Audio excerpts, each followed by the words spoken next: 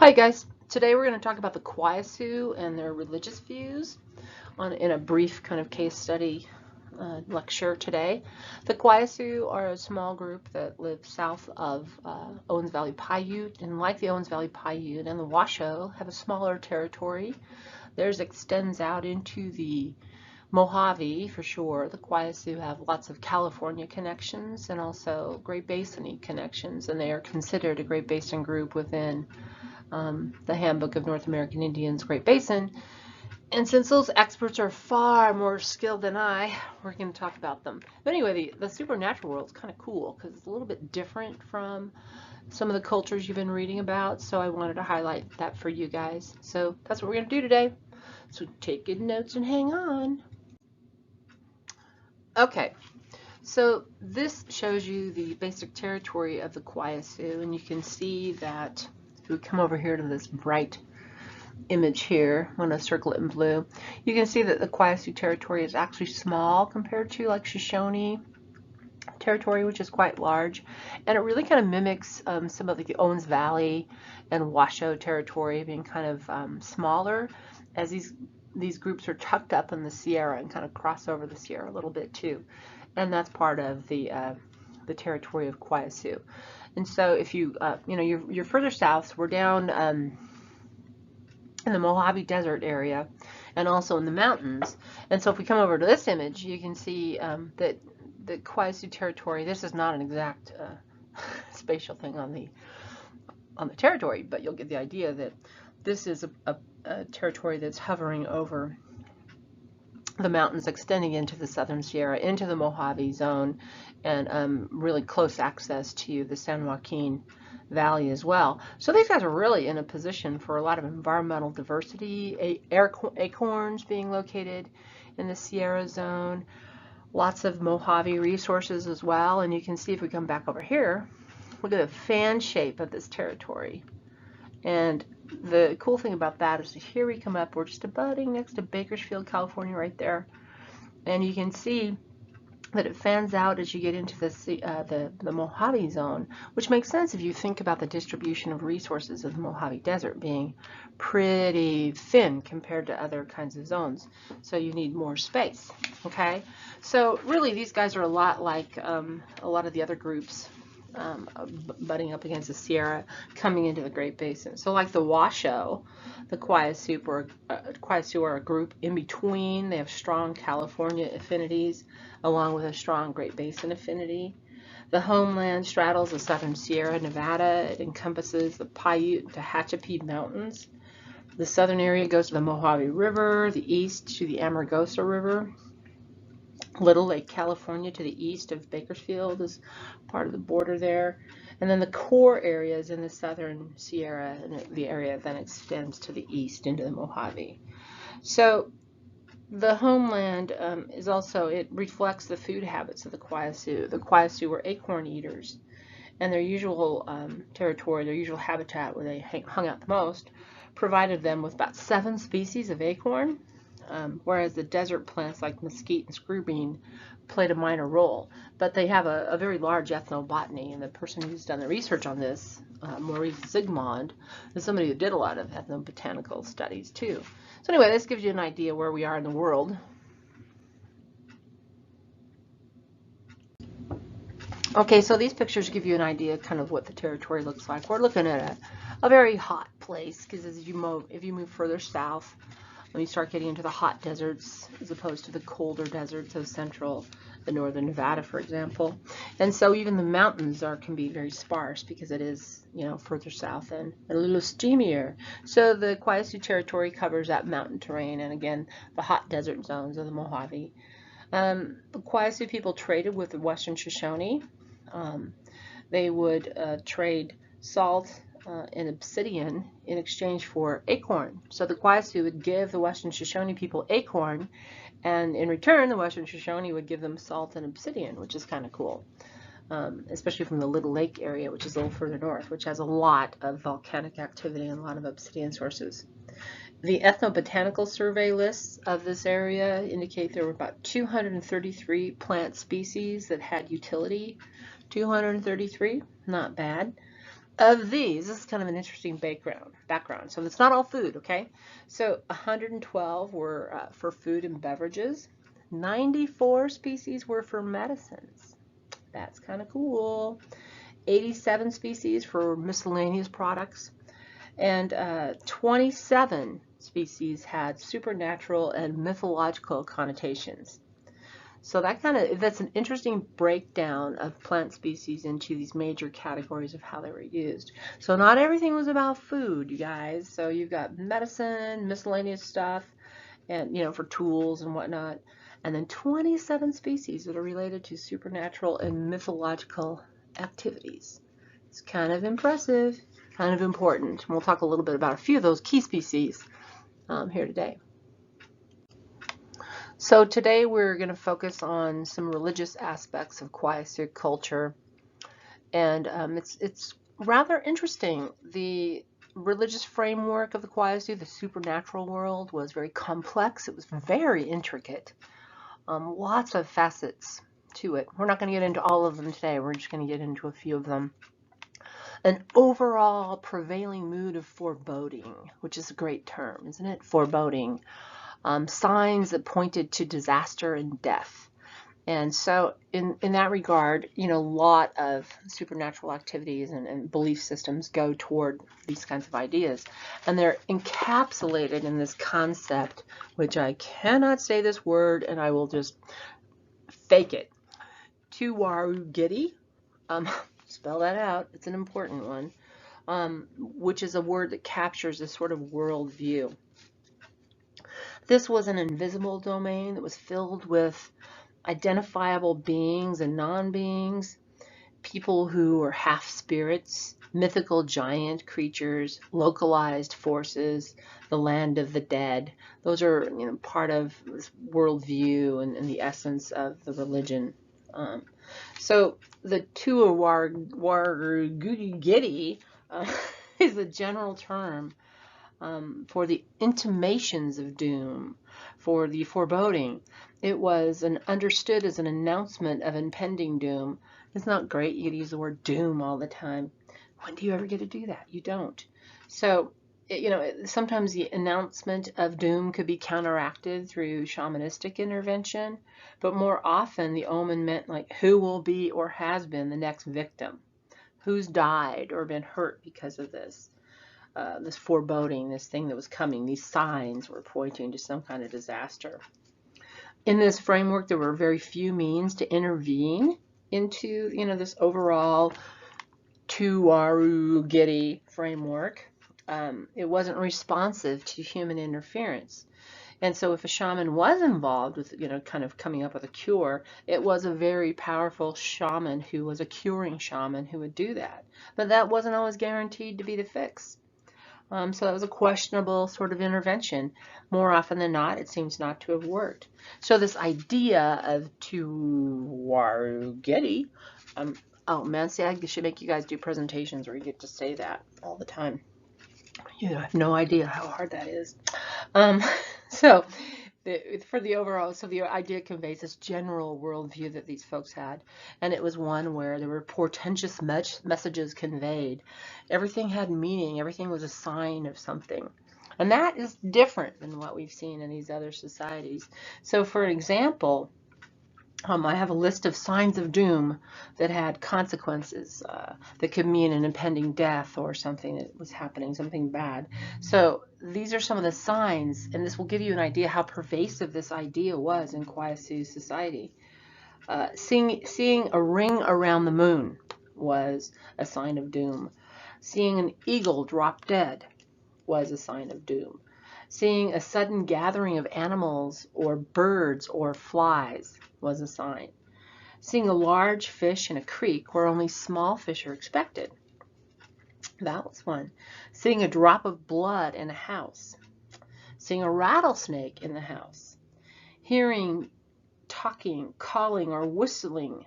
So you're hearing, I'm sorry, I made that sound like I was listing that. So if you heard talking or calling or whistling from an unknown source, that was a sign of impending doom. Hearing a coyote howling near the house on successive nights was a sign. Dreaming of the death of someone living. dreaming of grizzly bear, rattlesnake, coyote, rock baby, or the giant locust were signs. Looking at the mountain with rattlesnake tooth rock formation in the spring was a sign. So all of these kinds of features were signs of doom, and there are many others, and these are interpreted by people according to the cultural context in which they lived and who they knew and what activities were going on, how they were interpreted, and who was going to be affected by that. So again, when these things were happening and there was going to be something bad was going to happen as a result of this, then it was very unusual that a curing shaman could intervene on behalf of the people. So that really is kind of a unique perspective among Great Basin peoples, and really doesn't fit in so well with what we've learned about other groups, right? It's a variation on that kind of theme. So dreams and visions were central features in the structure of the religious framework for the Kawaiisu. They were a central element of the supernatural structure of the society. You could have a dream or a hallucination that would predict something or tell you something was happening. A dream or a vision could be present during conscious or unconscious states, and they could be sought and sometimes sent by other forces. Okay, so you could seek these things out, or they could be coming to you from some other source. So messages from dreams and visions can be destructive or constructive, but they were never dismissed as meaningless. Okay, so if you had a dream or a vision, it was interpreted and it was an important thing. It was not just ignored. Again, could be destructive or constructive, depending on what it was. Dreams can be induced. There were a number of ways to seek dreams. The goal may be to live long, to avoid illness, to find a cure, to annul the dire effects of a vision that had come to oneself or to another. So that's the, when you're inducing a dream and you're trying to come up with a goal for your dream. Visions could also be a source of power, good luck, information. Those were deliberately sought as well. And you've all heard of the classic sort of vision where you go into an altered state and something comes to you, or you do something to create an altered state and have a vision. That's a very common way to do that. So the desire to have a dream or vision means that people had to undertake certain practices. Okay, so this is how you get to having a dream or a vision. The drinking of an infusion of Jimson weed root, the eating of tobacco, the swallowing of red ants in balls of eagle down, walking nude through a growth of nettles, and talking to the mountains or to the darkness were ways to bring on dreams or visions to a person. So that makes sense. And these are big ways to kind of come up with that. Some of this is through altered states, Jimson weed, tobacco. The red ants actually kind of get you there. We'll talk about that in a minute. Walking nude through a growth of nettles sounds kind of like what? But that, it has a physical impact on you. And then talking to the mountains or to the darkness was a way to do that as well. So you've got both kind of this, everyday kind of thing, talking to the mountains in a different state, but also just physically undergoing some sort of biological transformation through the infusion of different kinds of products like tobacco or Jimson weed. The meaning of the dreams, sometimes very self-evident, and sometimes intervention was required to interpret what that meant. It's where you get a shaman, for example, could interpret those things for a person. So when one of Zygmunt's consultants, Emma Williams, was a small girl, a woman who had taken Jimson weed had a vision that Emma was dead. This demanded a prompt response, and Emma had to take Jimson weed to counteract the effect. Emma lived to a ripe old age. That's just a little example of a dream, and that those things were not taken lightly, that you did interpret those and act on those. The dreaming of deer is a favorable omen. If a hunter dreamt of killing a deer, he would be successful. Dreaming of rolling rocks was a good luck sign for hunters. Don't know what a rolling rock has to do with anything, but I like it. Dreaming of clear water or snow meant good health for the person. That actually makes sense. Clear water or snow, that's really pure water. And an ill person having such a dream would recover. So you could have good health, and if you were ill and you dreamt of clear water, you would get better. Dreaming of fire was not lucky. It meant fever was coming. Dreams of falling off a cliff meant that one was going to die very soon. Some dreams recognized as having come from a witching shaman. Some were recognized as coming from a witching shaman, so that's a dream coming from elsewhere. The sight of a rattlesnake, a grizzly bear, the coyote, rock baby, or the giant locust meant a witch was using negative power against the dreamer.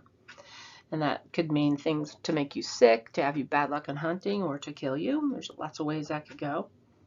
And steps would be taken to neutralize the effects of this. A person who was called, oh boy, I should have written this down for you, Huviagadi, Huviagadi.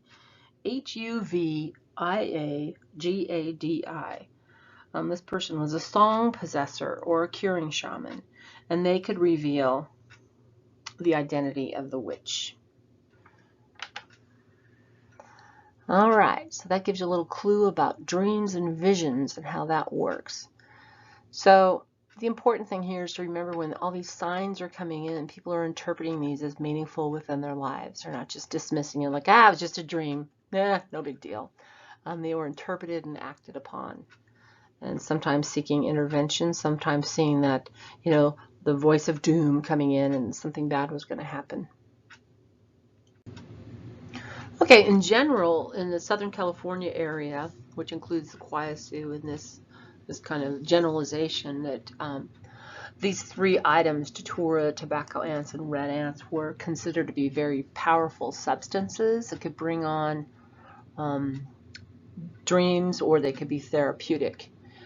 So in that case, they have different purposes and overlapping purposes. And sometimes the information on some of these practices is pretty scant, like red ants is kind of scant for Kawaiisu. There's just a little paragraph mentioned in your chapter, and I can't find any better descriptions of that in the materials I have.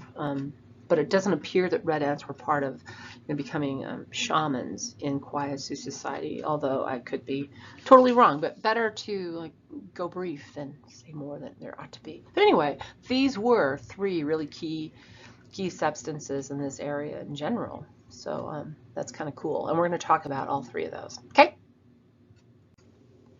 Okay, so like I mentioned, there were different plant species that could create altered states for people, and that's where you could access a dream or access power or go to different places and do different things in the world. And Jimson weed was one of these major products. Jimson weed itself was taken by both boys and girls a year or two after puberty, so there was no gender distinctions there. So Toloache Mupi is the Kawaiisu wordage for that. In the beginning, 4 medicines were given to the Kawaiisu: tobacco, nettles, red ants, and Jimson weed. Okay, 4 medicines given to the Kawaiisu: tobacco, nettles, red ants, and Jimson weed. And this is part of the stories, the origin stories of the Kawaiisu and where their things come from. All are used to induce dreams and visions. They were also used to alleviate pain or swelling. Mupi is both medicinal and hallucinatory. As a plant, it's taken very seriously, and the dangers of the plant are well known. Datura was commonly taken by both boys and girls a year or two after puberty, and datura brought visions which were required to be dealt with. So these were not just, I just had a dream that I was going to go see a boy band. It was like these dreams were serious and interpreted the way, as very serious things to be dealt with. So the root itself, the datura / Jimson weed, so many names, were consistently gathered in the winter, the root of the plant. Otherwise, it was too strong and too dangerous if it was, gotten in the spring or summer. In summer, the stomach would fill with pus, or the drinker would walk around dazed and get bit by a snake. So that's what would happen if you drank it, if you gathered it in the summer. So it was too strong in the summer, so you wanted to get those winter species a little bit less intense. The datura was gathered by old women, and selecting a proper root They looked for one that points east as it lies in the ground, so pointing to the east. Things pointing to the east is a very common theme among a lot of hunter-gatherers too, among a lot of people. The root was roasted under hot ashes, and it becomes very black, and shredded, and it's placed in a small coiled basket in the shreds, and then cold water was poured on it, and it was made. This was done in a basket that was made for that purpose of processing the datura. So that's kind of cool. So the root was shredded and soaked from sunrise to sunset. It was soaked in a small decorated basket. Then it was moved in a westerly direction throughout the day. So you're finding the root that's pointing in an easterly direction. Then you do the basic processing, and then you move it to the west throughout the day. These are all part of the rituals of preparing this. If a girl was going to take that, her hair was washed in wild chrysanthemum solution. The drink was administered by an older person who told about the old days and scattered beads as she or he led the drinker to bed. The drinker was constantly watched. They were in a stupor until the next morning, and often longer. In the meantime, the relatives and friends gathered for a celebration of this moment. It was a celebration. It included eating, dancing, and scattering of beads and seeds and berries. The next day, the drinkers were made to vomit by drinking warm water, and a meat eating prohibition was put into effect for about a week. So they were brought back, made to vomit by drinking warm water, and then they were prohibited from eating meat for about a week. So this plant, the datura, was also used as a general medicinal item as well, because it had medicinal properties. Now there's a quote, "To live long, you take it." So it was also taken when premonitions and visions that someone would get ill or die. So that's where you're going there to see what was going on. So Emma Williams underwent such a treatment as a girl and claimed she had not been ill since. So if you recall, Emma Williams was when somebody had a dream about her that she was going to die, and they immediately treated her with Jimson weed, and then she apparently was never sick again and lived to an old age. This is an interesting little factoid about Emma. She was actually untouched by the great flu epidemic of the 17, 18, 19, the World War I pan epidemic for the flu. That's an interesting little factoid from the use of datura. So datura, a very important thing that was taken in many different contexts. So it was taken as a medicine to gain vision. It was also taken all the time by people, but then when the import of having it taken by both boys and girls a year or two after puberty, that is a rite of passage ceremony and marking a time where people are coming into being adults by taking this hallucinogenic, and then part of the rituals of all of that. So there you can see all the overlap too, because Emma would have been a young girl who had it before she was in puberty, but it was given to her as a medicine for that, and not to seek a vision. All right, wild tobacco is the second thing we're going to talk about in terms of important substances to the Kawaiisu. Wild tobacco was distinctive in that it was the only tended plant in Kawaiisu culture. Specifically this species, Nicotiana. I just want to say big love there after the show, but I guess it's Bigelovi. Not exactly sure how that's pronounced.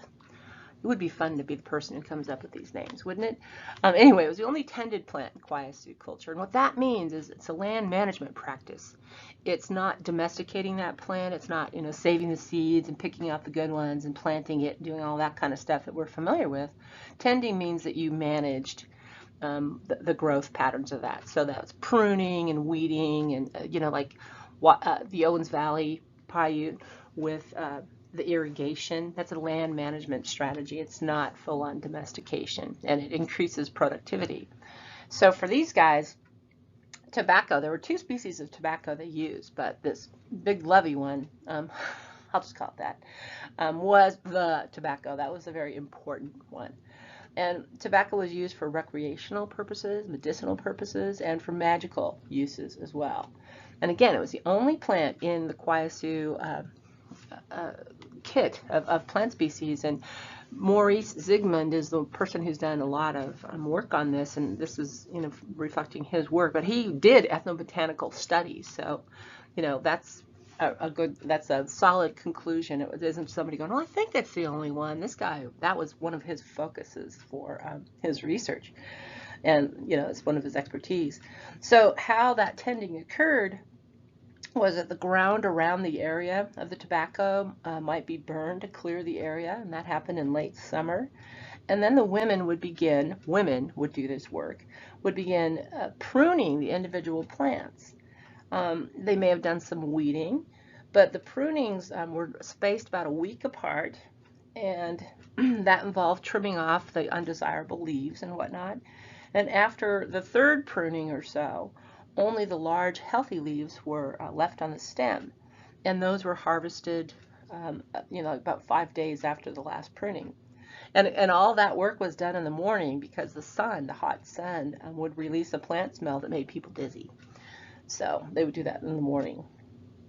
So in order to process the tobacco, people would take those dried leaves, they would dry them out, lay them out, and move them around so that you had even drying of those leaves. Because if you left them just sitting there, the bottom parts might get moldy and whatnot. So you'd move them around, mix them up, and try to even out the exposure.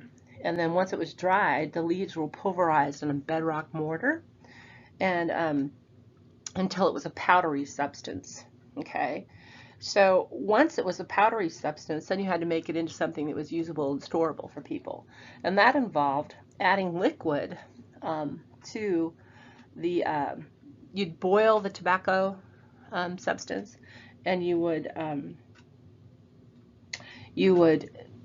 add the liquid until it turned into a very dark cake, and then knead the cake and make a cake, and then the cake could be formed, and then it was quite black and kind of I guess ripe, if you will. So that you would make that, boil it and add the water and all that until the cakes were able to be dried out, and they could be dried for several days, and then those could be used for a long period of time. They could be stored, and they could be, they're going to last for quite some time. So it's not just like, well, we can only use it today. Those things would last quite a bit of time. And to use those, people would take that tobacco cake and cut off a little bit or crumble a little bit of it, and then ground that in a small metate that was used for these kinds of purposes. And most usages involved adding lime to it, and the lime would come from tufa that was found around springs. So that's a really highly mineralized kind of rock, and you find that in places like like Pyramid Lake has famous tufa beds. So does Mono Lake, things like that. It's that real kind of crusty looking stuff, and so they would pulverize that and add it to the mix to make that for human use. So they would mix that tobacco and lime together, and they would mix that in a small stone bowl. And then the ways that people ingested it were, everyone would chew, lick, swallow. And then there's something called shuffing. Shuffed? I don't know what that means. Men and women would do that anytime. So the chewing, licking, and swallowing and shuffing was by both men and women at any time. And then smoking. The smoking and the ingestion of smoke was only done by men and only at night. So that was a different use and a different purpose for that. So the smokers would take 3 puffs just before sleep to ensure good dreams. Okay, so it's bringing on those dreams. Women would chew almost constantly, and children would start chewing at about 6 years old, and then apparently keep on chewing. Nicotine all over the world is a big deal, and the wild nicotine, it was when I was in Aboriginal Australia, when people were telling me about their landscape and naming places.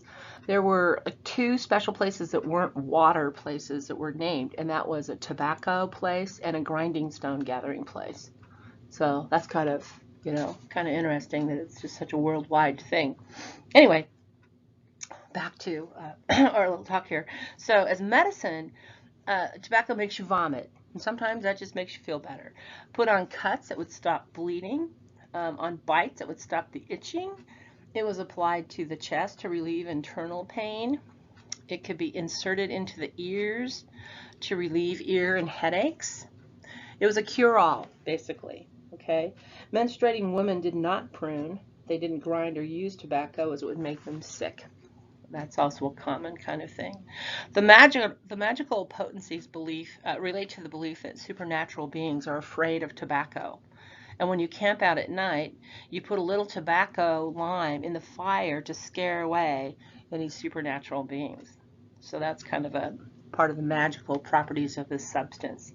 If the person heard something about around a camp or around a village, they could spit tobacco juice on a rug on a rock, or they could rub the spit with tobacco, and that would toward the noise, and that would ward off whatever was out there as well. So whatever that was wouldn't bother you then.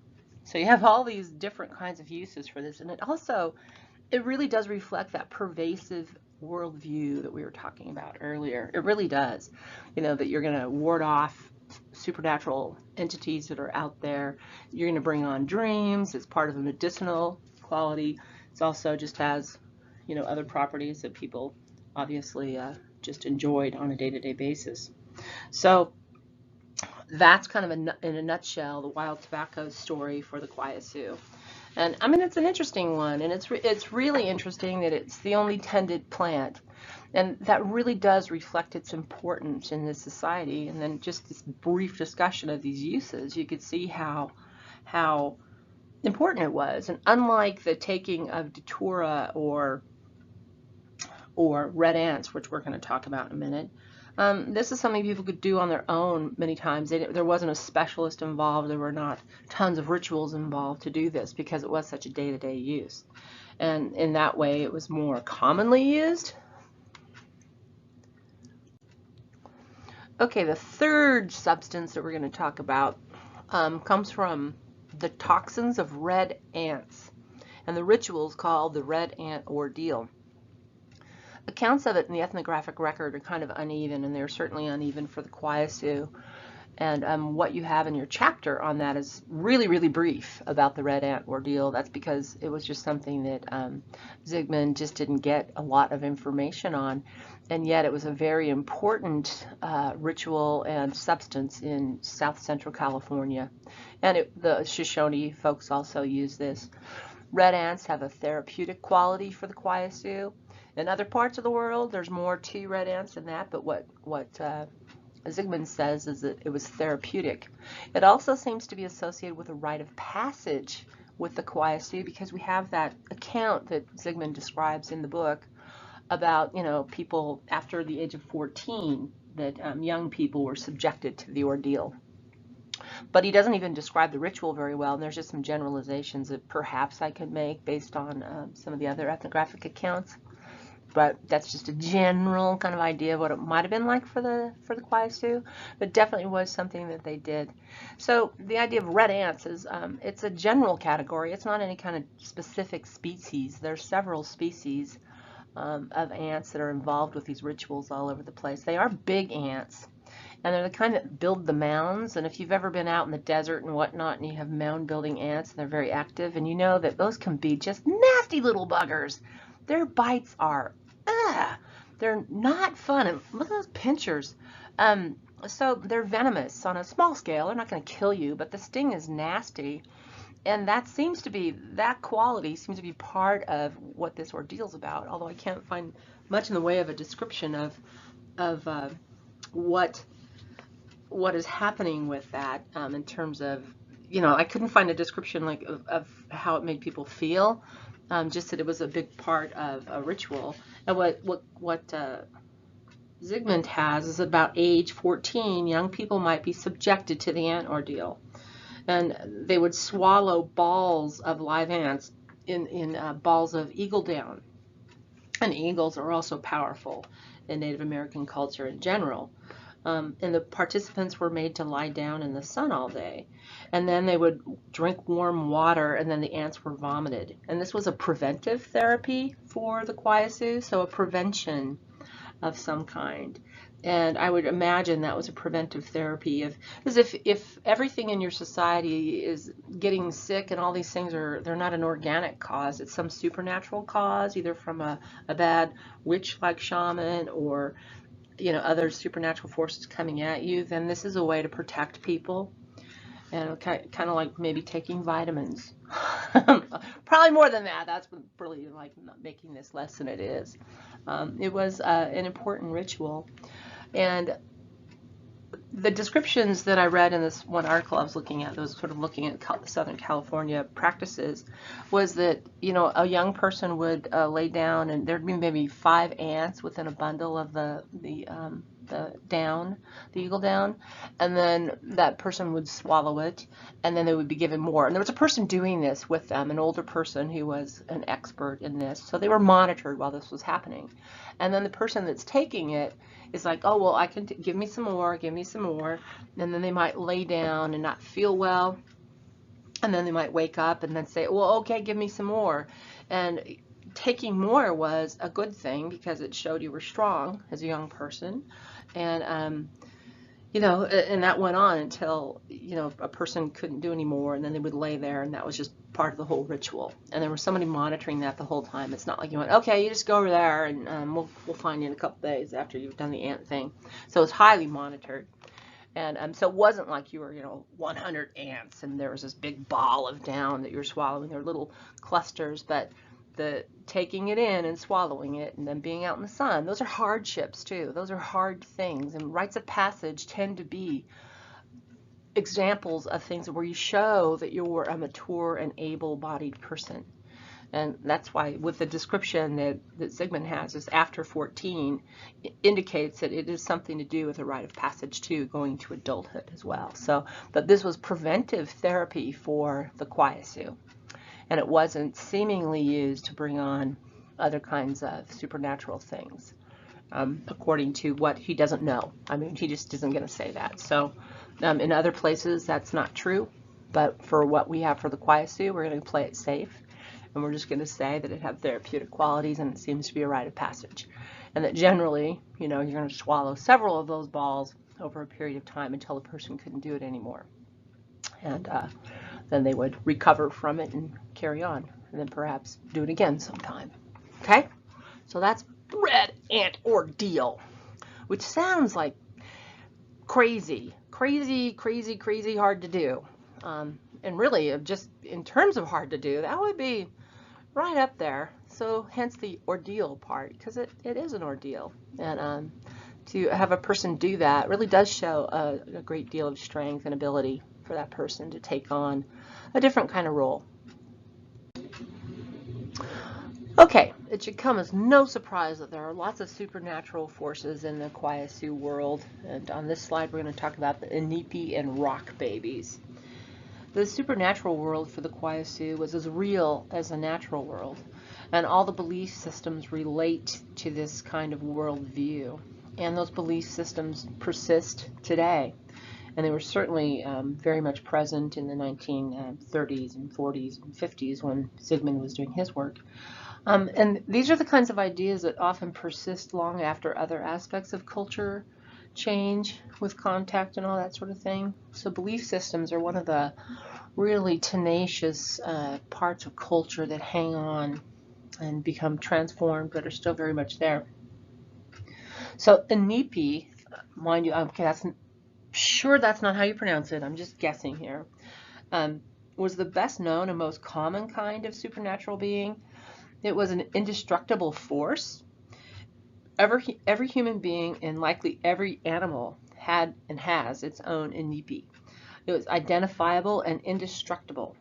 So every human being and most likely every animal had its very own Inipi, identifiable and indestructible. The Inipi can wander off when a person was asleep. It continued to exist when one dies. When a person is dying, The Inipi may act as if it is already dead, if that person is already dead, thus informing humans of the demise of that person. So to say that in simpler terms, when a person was in the process of dying, the Inipi is there and acting as if that person is already passed, and that informed other people of that person's imminent demise, okay, that they were going to pass on. Inipi is invisible, or what? It is visible, sorry. Inipi is visible. It's not easily recognizable. Sometimes it acts like a human and then reveals itself by flying off. Well, that's not quite a human. As a ghost, it can return to old haunts. They are known to attack people who mistreated it in life. It can be controlled by witches and do evil deeds. When heard approaching at night, a Inipi can be scared off with a blow of tobacco powder, ashes, the smoke of dried celery root, or the smoke of blue sage. Okay, so that's a very important supernatural force out there in the world, and it does all kinds of things in the society.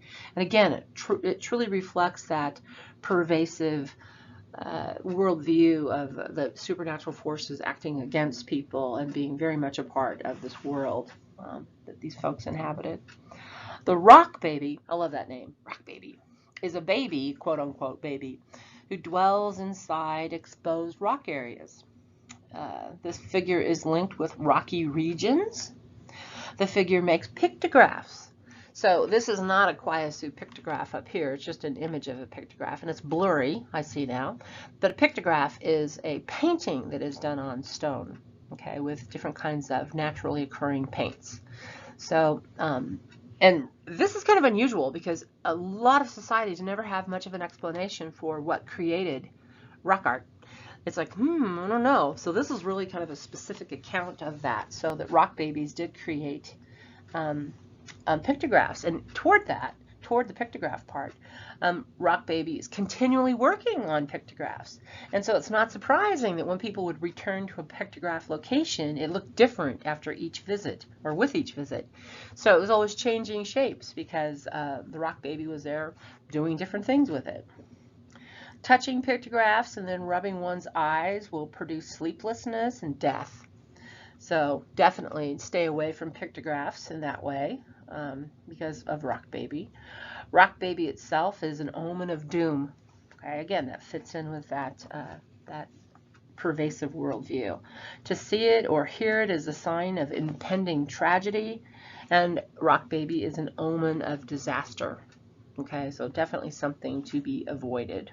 Okay, again, totally fits in with this worldview that we've been talking about. Doom. Okay, a few more supernatural forces. There are many more. We're just highlighting a few here. And just remember, just so you know for sure, these pictures I have do not represent Kawaiisu anything. They're just pictures I found online because I like to have pictures up there somehow, but they all kind of hint at, you know, otherworldly sorts of things. So that's all those are. There's nothing specific about that. Okay, now I'm going to try to say this word, and I don't even know what that W thing is. Yawera. I have no idea how to say that. I know that you know, apostrophe tends to be a stop of some kind, but I don't know how to say that. So we'll just go Yawera. I know I'm butchering that. This figure has characteristics that are similar to Inipi, but he is not associated with the spirits of the dead or the living. So that's one of the key differences, not associated with the spirits of the dead or living. Likewise, this figure is indestructible. It's generally believed to have the form of a bird with a tail, and it was about 1 foot long. His presence is an evil omen and should be avoided. So this is a bird-like creature, supernatural figure, not associated with the living or the dead, and is an omen of evil and doom and to be avoided.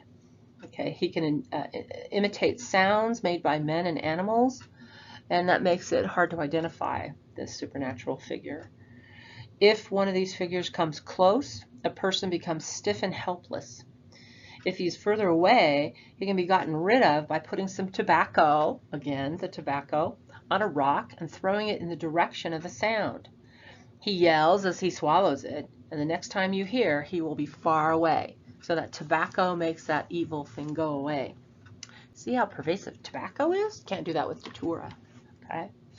Also, remember, that goes right in hand with keeping tobacco at hand in forms of cake. So you can see how that was just always around. People always had tobacco.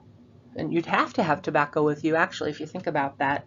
In case of things like this happening, you'd want to have that handy with you somewhere. There's a story that was told about a man. He told a story that when he and his family were out camping to get pine nuts, they were bothered by a Ya'awera. No, I'm not saying that right. And that bothered them every night. He picked up a stone, spit on it, rubbed some tobacco on the moistened area, then crying "heal," he would fling the stone into the darkness to chase that thing away. And so that's one story that Zygmunt got. It appears that the Ya'awera dwell in a cave deep in the earth. The entrance is difficult to find because it keeps changing and sometimes disappears altogether. That's a great example of kind of this other world. And if you think about the supernatural world being so pervasive for people, as real as the natural world, it really makes for a very different kind of reality for people, doesn't it? Something that, it's full to an extent that it's hard to understand how full it would be if the supernatural and the real world are, both there, both very vivid in your worldview and your belief system. It makes everything have meaning in ways that might be a little bit hard for us to understand. It's hard for me to understand. I mean, I appreciate it, but it's very difficult to wrap your head around it too. What would that be like? It would be a lot. It's a lot of things to know about and things to deal with. Okay, then we have the localized beings. And the localized beings occurred in a number of places within a territory. So they're associated with places, specific places. And the beings would suddenly appear, and then you'd have the subsequent disappearance of them. So they'd come and then they'd go. They'd often take the form of animals, but could also be people. They come and go without leaving a trace. That's a new word. So they would come and go without leaving a trace. So, it's there, it's gone, and you can't tell it was there or gone because there's nothing left to show. But frequently, there was a tragic aftermath after they showed up. So some sort of tragedy would occur after they showed up. Types of kinds of localized beings could be a dog, but no tracks left there. Rattlesnakes were another type of localized being. So you have not only these pervasive forces that are associated with the living and the dead, but then you have forces that are dealing with places as well. And then you have sky creatures. Two symbols appear in the sky. White coyote can be seen going across the sky, and that portends tragedy. Again, doom. Seeing white coyote going across the sky meant tragedy was coming. The great snake, that may be seen in the sky during the day or night. It's reddish, about 200 feet long and about 3 feet in diameter, moves in curves, and again, indication of something bad that will happen, death specifically. So those are 3 kinds of supernatural forces. So we've talked about 5 different kinds, and you can see they kind of cover everything, and they have mostly tragic connotations. Okay, so what it all comes down to, after we were looking at our worldview and looking at the different kinds of supernatural forces and all that sort of thing, and you can see that there are different ways people become sick and the things that happen. So within Kawaiisu culture, you have 3 kinds of shamanism. And shamanism is, again, that practice that people have a part-time specialist who can go into another world. They can enter into a supernatural world to diagnose, to come up with cures, to see what's happening. And on a general level, Shamans are people who will, if there's a pervasive bad thing going on in a village, for example, they might be called in to restore balance to that village. They might be called to help somebody get better. That's the positive kind of shaman kind of activity. And then you have shamans who are evil, and those are commonly called witches. And those are people who use those supernatural forces against you. These are common beliefs across the globe. Definitely. And then for these guys, you've got not only the curing shaman and the evil shaman, you have a weather shaman. Again, lots of words, okay? So the power of being a shaman was acquired through dreams, and it also required training for quite some time before you were a practicing shaman. And you don't just have a dream and go, you know what, I think today, yeah, I'm on it. That's not how that worked. Because part of the thing with becoming a shaman is that you have an agreement with your cultural group that that's who you are and what you can do, and that you have a skill set to do that. And being a shaman is typically actually fairly dangerous. Even if you're a curing shaman, sometimes if things aren't going right, people can think you're using your power in a negative way, and things can happen to you. Like you could be killed. And definitely with witches, evil shamans, they were always at risk that way too. So that was just kind of an ongoing kind of thing. So you acquire the power through dreams, and then you go through ritual training for this that can last for a number of years before you're actually on your own and doing that thing. So for a curing shaman, Huliagadi, one who has song, which is pretty wonderful. The song plays an important role, but so does touching a person, locating the affected part on a body, the removal of an object. And that can be ritualized and often involve sucking out like a feather, and then blowing tobacco smoke was also part of the rituals of that. So the touching, the locating, affecting part, those are things that they sound kind of like, oh yeah, big deal. But those are part of a curing ritual, and they are important, and touch is important in curing. And I got to see once, when I was doing my field work in Australia, one of the gentlemen I worked with who had shamanistic skills, apparently. And the thing that fascinated me about it, I saw Charlie touch the patient and suck something out, and then he held whatever it was he sucked out, and then he went around a house and was looking to see what was in his hand and diagnosing what was wrong. And the thing that I really noticed about the whole process was how the patient had become so much calmer with him doing that practice. And this is somebody who would have gone to the nurse in the clinic to get biomedical treatment as well. And it really reminded me of how potent both systems of medicine are and how important they are to people. So it's easy to dismiss it, and yet it has an incredibly important function as well. And it's very much about focusing on the patient, okay?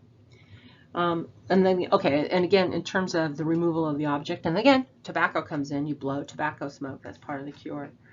If a shaman was convinced an illness was the work of a witch, the curing shaman sought to identify that person. A witch might be unaware of the evil power and might be therefore willing to nullify its effects, or a person could be known to be doing it willingly. But so a shaman would try to identify the guilty party if witchcraft was involved. So an evil shaman apparently had no song, as far as I can tell. That's question mark. I'm not positive about that. Evil shamans had dreams and visions of rattlesnakes, grizzly bear, coyote, and rock baby, and other supernatural entities that could lead one down this path. So this is a negative kind of thing. To see a rattlesnake was not positive. To see a bear was not positive. Coyote is kind of an interesting character and all of that. So this person, this Pohagadi, one who has evil power, was not always aware of his or her power. It was this power, unfriendly feelings towards others that might result in illness or death of another person. So that could be if you weren't aware of your power, but you had these negative feelings towards others, that person that you had negative feelings about could get ill or die. But also, evil shamans could attack people. And so there's a very purposeful kind of thing too. So you have a continuum here. You have people who don't really know that they're kind of bad, and then you have people who do, and they're actively pursuing that. And this is the kind of active pursuit. So that's where you're attacking people. So an evil shaman could attack someone, and in that the pohogadi might steal something that belonging to another person. And this could be affected through a supernatural agent like an inipi, who could be controlled by the witch and who could carry out evil doings. And a cure for these had to be done by a very powerful curing shaman. Okay, so it took a lot to overcome active evil shamanistic activities. And then you have weather manipulation. Apparently this was a Kawaiisu specialty, something that's very different, a weather shaman. I'm not even going to try to say that. I won't. I was going to try. So one who has rain power. Now remember, our guys are in the southern part. They're in hot spots, and they're, they go into the Mojave, and water is kind of an important thing. So this is a Kawaiisu specialty, and one member of the profession, lying on a summer's day with a wound in his neck, was made a light rain to ease his pain. So weather manipulation was done to ease people's pain. It was done as part of a cure too. So you might have a weather shaman who would find someone that had a wound in their neck, and the light rain would ease their pain, and the shaman brought that pain on. A weather shaman was secretive, most widely known for rain making. The material was a tree moss that was used toward rain making. It's associated in myths with coyote hair. The moss could produce either rain or snow.